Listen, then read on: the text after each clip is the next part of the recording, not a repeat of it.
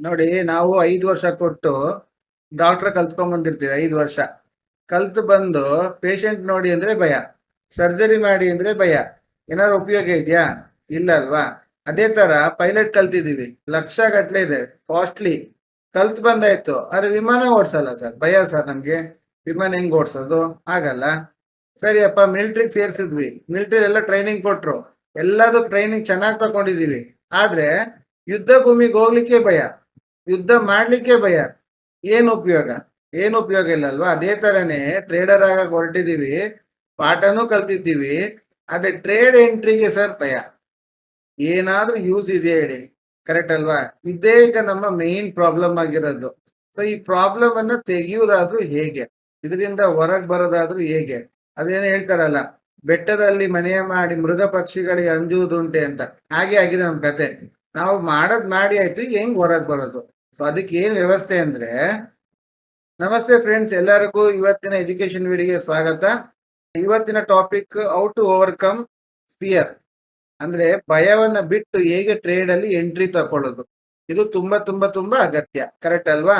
ಯಾಕೆಂದ್ರೆ ನಾವು ನಿನ್ನೆ ವಿಡಿಯೋದಲ್ಲಿ ನಿಮ್ಗೆ ಕ್ಲಿಯರ್ ಆಗಿ ಹೇಳಿದೀವಿ. ಏನಂತ ಹೇಳಿದೀವಿ ಸರ್? ನೀವು ಕಾಂಪೌಂಡಿಂಗ್ ಮಾಡ್ಕೊಂಡು ಹೋಗಿ 1 ತಿಂಗಳಲ್ಲಿ ನೀವು ಹಾಕಿದ ಬಂಡವಾಳದಲ್ಲಿ ಎಷ್ಟು, 25,000 ಬಂಡವಾಳದಲ್ಲೇ ನೀವು ಹೊರಡಿ, 1 ವರ್ಷದೊಳಗೆ ನೀವು 1 ಲಕ್ಷ ತಿಂಗಳಿಗೆ ಸಂಪಾದನೆ ಮಾಡೋಷ್ಟು ಬೆಳಿಬಹುದು. ಆದ್ರೆ ಪುಟ್ಟ ಪುಟ್ಟ ಹೆಜ್ಜೆ, ಚಿಕ್ಕ ಚಿಕ್ಕ ಹೆಜ್ಜೆ ಇಟ್ಕೊಂಡು ಹೋಗ್ತಾ ಇದ್ರೆ ಖಂಡಿತವಾಗ್ಲೂ ನೀವು ಸಕ್ಸಸ್ ಆಗ್ತೀವಿ ಅಂತ ಹೇಳಿದ್ವಿ, ಕರೆಕ್ಟಾ? ಅದೆಲ್ಲ ಸರಿ ಸರ್, ಅದು ನಮ್ಗೆ ಈ ಎಂಟ್ರಿ ತಗೊಳಕ್ಕೆ ಭಯ. ನಾವೇನ್ ಮಾಡ್ಲಿ ಅಂತಾನೆ ಕೇಳ್ತಿದ್ರಿ. ಈಗ ನಾವು ಅದಕ್ಕೆ ಏನ್ ಸೊಲ್ಯೂಷನ್ ಅಂತ ಹುಡುಕೋಕ್ ಮುಂಚೆ, ಭಯ ಅಂದ್ರೆ ಏನು, ಈ ಭಯದಿಂದ ಹೊರಗ್ ಬರೋದು ಹೇಗೆ, ನಾನ್ ಧೈರ್ಯದಲ್ಲಿ ಎಂಟ್ರಿ ತಗೊಳ್ಳೋದಾದ್ರೂ ಹೇಗೆ, ಇದೆಲ್ಲರಿಗೂ ಗೊತ್ತಾಗ್ಬೇಕು, ಹೌದಲ್ವಾ? ಸೊ ಎಷ್ಟ್ ಜನ ಭಯದಲ್ಲಿದ್ದೀರೋ ಎಲ್ಲ ಕಮೆಂಟ್ ಮಾಡಿ ತಿಳಿಸಿ. ಯಾಕೆಂದ್ರೆ ಹೌದು ಸರ್, ನನ್ಗೆ ಎಂಟ್ರಿ ತಗೊಳಕ್ಕೆ ಭಯ ಆಗ್ತಾ ಇದೆ, ಸೊ ಇನ್ಮೇಲಿಂದ ಭಯ ಬಿಡ್ತೀನಿ ಅನ್ನೋ ಒಂದು ಪ್ರಾಮಿಸ್ ಮಾಡಿ ಎಲ್ಲರೂ ಕಮೆಂಟ್ ಅಲ್ಲಿ ತಿಳಿಸಿ. ಓಕೆನಾ? ಸೊ ಫಸ್ಟ್ ಭಯ ಅಂದ್ರೆ ಏನಂತ ನೋಡಿದ್ರೆ, ನಾವು ಮಗು ಆಗಿದ್ದಾಗ ತಕೊಳ್ಳಿ. ಮಗು ಆಗಿದ್ದಾಗ ಮಗುಗೆ ಭಯನೂ ಇಲ್ಲ, ಏನೂ ಇಲ್ಲ. ಅದು ಎಲ್ಲಿ ಬೇಕಾದ್ರೆ ಧೈರ್ಯದಲ್ಲಿ ಓಡಾಡ್ತಿರ್ತದೆ, ಕರೆಕ್ಟಾ? ಆದ್ರೆ ಅದಕ್ಕೆ ಭಯ ಹುಡ್ಸೋರು ಯಾರು? ನಾವೇ, ಸುತ್ತಮುತ್ತ ಇರೋರು.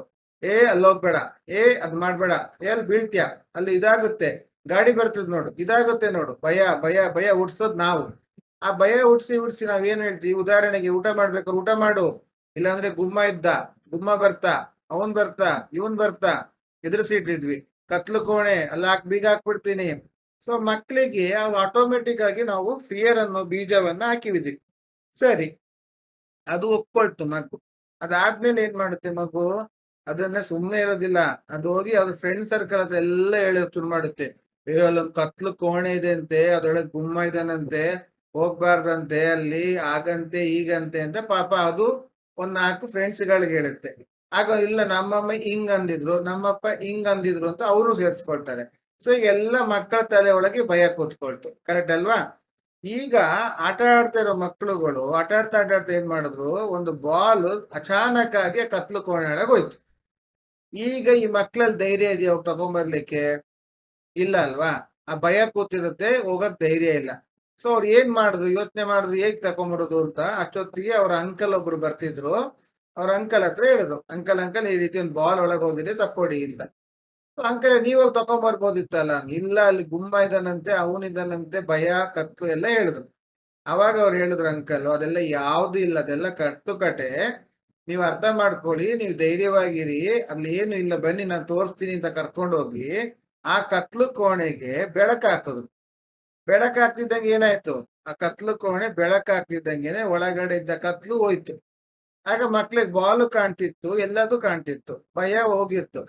ಅಂದ್ರೆ ವಿಷಯ, ನಾವು ಕತ್ಲಂತ ಹೇಳಿದ್ರೆ ಅಜ್ಞಾನ ಅಂತ ಹೇಳ್ತೀವಿ, ಜ್ಞಾನದ ಕೊರತೆ.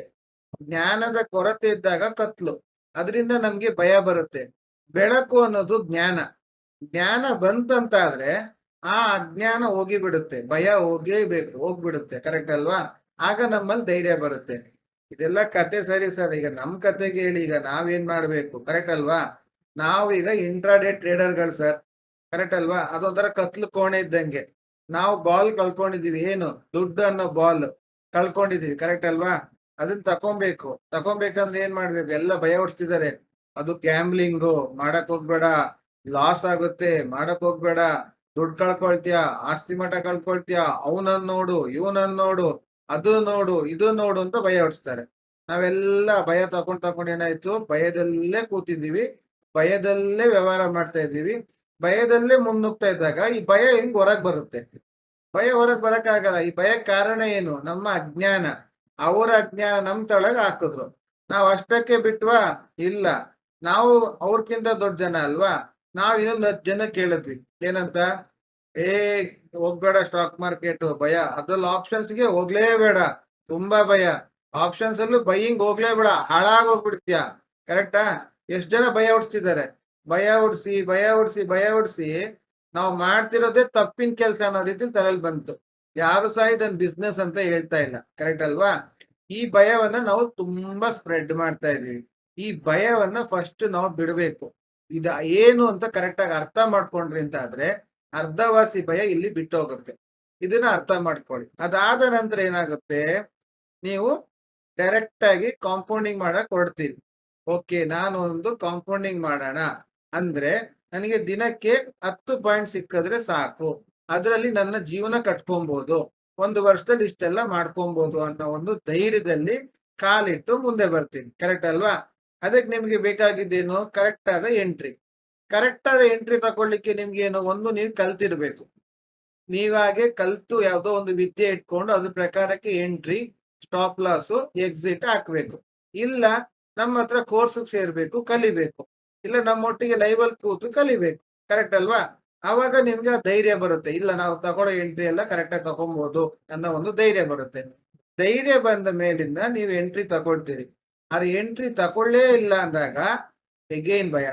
ಎಲ್ಲ ಕಲ್ತಿದ್ದೀನಿ ಸರ್, ಆದ್ರೂ ಸಹ ನನಗೆ ಒಂದು ಭಯ. ಇದು ಹೆಂಗಾಗಿದೆ ಅಂದ್ರೆ, ನಾನು ಡಾಕ್ಟರ್ ಸರ್, 5 ವರ್ಷ ಓದಿದ್ದೀನಿ ಸರ್, ಅದೇ ಪೇಷಂಟ್ ನೋಡ್ಲಿಕ್ಕೆ ಭಯ. ಸರ್ ನಾನು ಪೊಲೀಸ್ ಸರ್, ಅದೇ ಕಳ್ಳನ್ ನೋಡಿದ್ರೆ ನನಗ್ ಭಯ. ಹೆಂಗಾಗ್ಬೋದು ಹೇಳಿ? ಏನಾರು ಉಪಯೋಗ ಇದೆಯಾ? ನಾನು ಟ್ರೇಡರ್ ಸರ್, ಬೈ ಮಾಡ್ಲಿಕ್ಕೆ ಭಯ. ಕರೆಕ್ಟಾ? ಈ ಭಯ ತೆಗಿಬೇಕು. ಸೊ ನಮ್ಗೆ ಈಗ 10 ಪಾಯಿಂಟ್ ತಗೊಬೇಕು. ನಿಮ್ಗೆಲ್ಲ ಸೊಲ್ಯೂಷನ್ ಬೇಕಲ್ವಾ?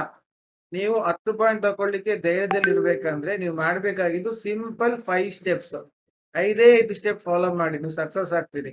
ಏನಂತ ಹೇಳಿದ್ರೆ, ಫಸ್ಟ್ ಅಂಡ್ ಫಾರ್ಮೋಸ್ಟ್ ನೀವು ಎಂಟ್ರಿ ತಗೊಳ್ಳೋದನ್ನ ಬಿಟ್ರೆ ನೀವು ಕೇಳ್ಕೊಬೇಕು, ನಾನು ಯಾಕೆ ಬಿಟ್ಟೆ? ವೈ?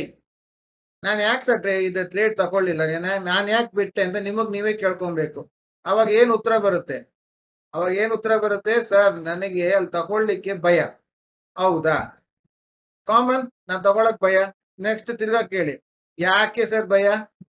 ಯಾಕೆ ಭಯ ಅಂತ ನೀವು ಹೇಳ್ತೀರಿ, ಲಾಸ್ ಆಗಿ ಬಿಟ್ರೆ ಸರ್.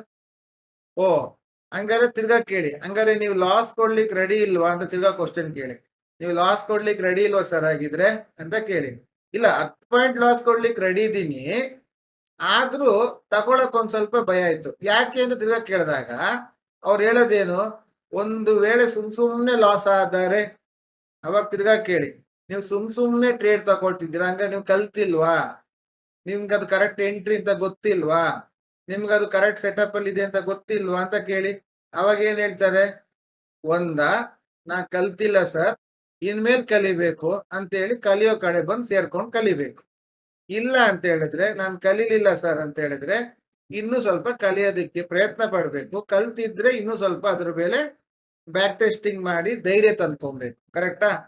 ಇದು 5 ಕ್ವಶನ್ ಅಲ್ಲಿ ನಿಮ್ಮ ಭಯಕ್ಕೆ ಉತ್ತರ ಸಿಗುತ್ತೆ.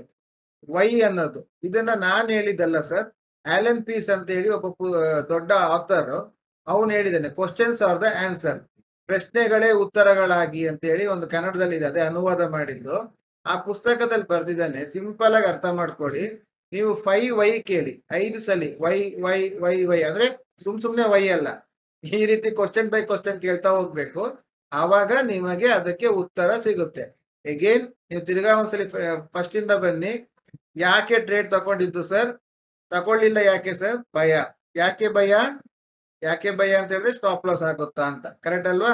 ಇದೇ ಕ್ವಶನ್ ತಿರ್ಗಾ ರಿವರ್ಸ್ ಮಾಡಿ ನೋಡಿ, ಗೊತ್ತಾಗುತ್ತೆ.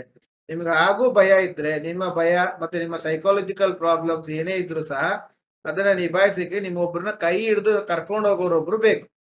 ಕೈ ಹಿಡಿದು ಕರ್ಕೊಂಡು ಹೋದಾಗ ನೀವು ಧೈರ್ಯದಲ್ಲಿ ಹೋಗ್ತೀರಿ. ಉದಾಹರಣೆಗೆ, ಯಾವ್ದೋ ಒಂದು ಹೊಸ ಜಾಗಕ್ಕೆ ಹೋಗಿದ್ದೀರಿ, ನಿಮ್ಗೆ ಅಲ್ಲಿ ಯಾರು ಗುರ್ತಾ ಇಲ್ಲ, ಅಲ್ಲಿ ನಿಮ್ಗೆ ಭಯ ಆಗುತ್ತೆ. ಆದ್ರೆ ಅಲ್ಲೊಬ್ರು ಯಾರೋ ನಿಮ್ಮ ಪರಿಚಯದವ್ರು ಇದ್ದಾರೆ ಗೈಡ್ ಮಾಡ್ಲಿಕ್ಕೆ, ಹಿಂಗ್ ಬನ್ನಿ, ಹಿಂಗ್ ಹೋಗೋಣ, ಅಲ್ಲಿ ಕಾರ್ ಹತ್ತಿ, ಇಲ್ಲಿ ಕೂತ್ಕೊಳ್ಳಿ, ಹಿಂಗ್ ಮಾಡಿ ಅಂದ್ರೆ ನೀವು ಧೈರ್ಯದಲ್ಲಿ ಮಾಡ್ತಾ ಹೋಗ್ತೀರಿ, ಫಾಲೋ ಮಾಡ್ತಾ ಹೋಗ್ತೀರಿ. ಸ್ವಲ್ಪ ಒಂದು ಸಲ ಎರಡು ಸಲ ಓದ್ ಬಂದ್ಮೇಲಿಂದ ಅವ್ರು ಎಲ್ದಿದ್ರು ನೀವು ಮಾಡ್ಕೊಂಡು ಹೋಗ್ತೀರಿ. ಕರೆಕ್ಟ್ ಅಲ್ವಾ?